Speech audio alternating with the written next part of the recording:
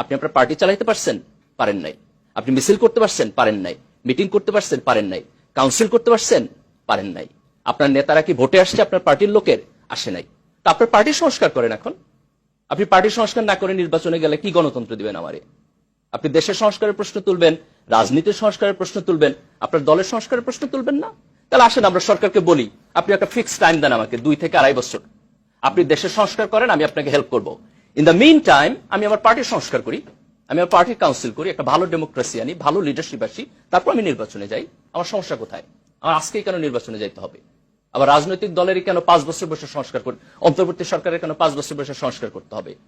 কেন আমরা আজকে এইরকম একটা সিচুয়েশনে দাঁড়াইয়াও যার যার পার্টি গেম খেলবো? কেন আমরা এগ্রি করতে পারি না যে আসেন আমরা 2-2.5 বছর সময় নেই, আমি আমার পার্টির সংস্কার করি, আপনি দেশ সংস্কার করেন, সবাই সৎ থাকি, স্পষ্টভাবে কথা বলি, কোনো অ্যাম্বিগুইটি না রাখি, এবং তারপর আমরা সবাই মিলে একটা গণতন্ত্র করি।